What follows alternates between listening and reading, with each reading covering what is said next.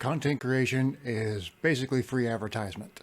I get jobs simply because I've done a video on a topic. So I believe making content can be very important to your business. And in that vein, I'm going to review some products for making content. Today we have a camera from BenQ, the IdeaCam S1PRO. Let's take a look. Immediately on the box, we see a lot of features. Auto switch mode, which we'll figure out. It apparently has 3 different camera modes. I'm assuming that's connected with this auto switch mode feature. AI noise reduction. I don't think we're going to be using that.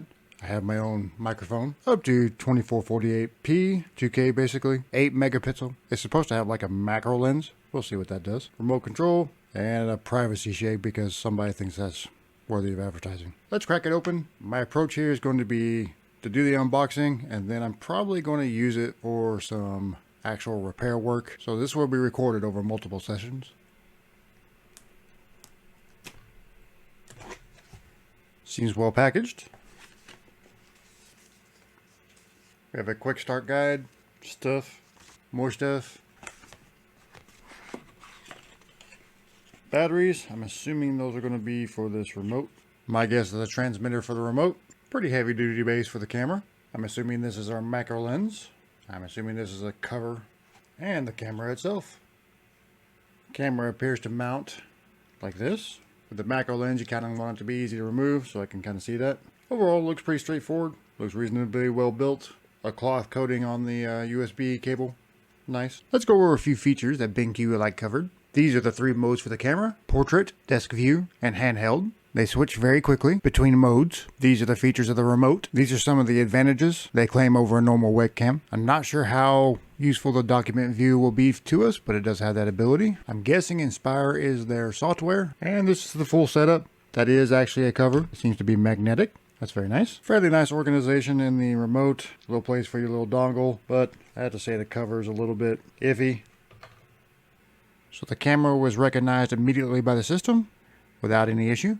Now we need to see if it will pick up in OBS. The IdeaCam is recognized immediately in OBS, which is a good thing. That is a big requirement for me. It may not be a big requirement for every content creator who does this type of work. It does have a little bit of lag to it. I don't think it's a deal breaker. The resolution is pretty good. So far, so good. I'm not sure what function I'll be using it for yet. I could use it as a bench cam. I could use it as maybe an overhead.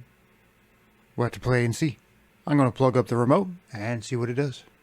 Right off the bat, it does not appear that the remote is going to function without their online portal software. That is a big negative for me. I really don't want to have an additional program running for cameras or a camera while I'm trying to record. So while I'll demo the functions, they would have to be amazing for me to be willing to open up a browser window. And you can use the macro lens in OBS, which is nice. The camera does have a built-in ring light on it, so I can foresee using it for demonstration purposes. The glare on it is not as bad as my ring light on my microscope can be, so perhaps it could be useful for this type of demonstration. So this part I like. My OBS is running all my cameras, and the Inspire wants to also have access to all my cameras, and it will not connect to both at the same time, which is a problem for me when I'm trying to record because I use OBS. Cannot make use of the Inspire software or the BenQ remote. One kind of cool thing it does do in OBS is it will auto flip from, I guess, what presentation mode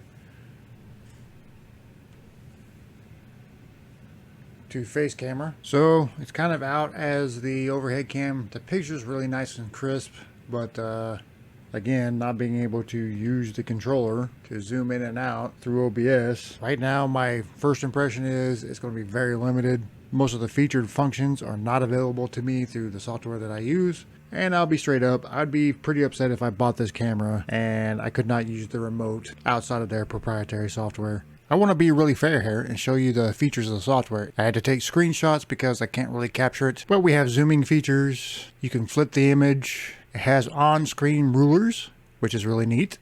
And you can change the colors of the rulers if you're on a bright surface to a dark color. The remote, you can control the zooming with the scroll wheel. You can take screenshots. You can mute it. You can warp the image. flip the image. My overall feelings about this camera is it's a very niche product. If you can get away with just using their software, it will do a lot of powerful things in their software. And you can do split screen and stuff like that with other cameras in their software. However, for somebody like me, who has a very specific setup where I have cameras exactly where I want them, I do on-screen meter displays, it's not going to work for me. You can't use a lot of the features this camera offers outside of their software. There's no on-screen rulers, there's no zoom, there's really no control over it at all other than to put the macro lens on there. And I can foresee an occasional use for the handheld mode with the micro lens, and I probably will use it occasionally in videos. And I honestly wouldn't recommend spending what they want for this camera unless you fit into the niche that can use all the features of the camera. The software itself does not record, so you have to be able to capture it in some way, at least in my experience. So overall, a device with a lot of possibilities if you fit into the niche. If you're like me and you use OBS or some other external program that's not compatible with their software, then I would say no. If you got value out of this video, I think you'll get value out of this one, and I'll see you there.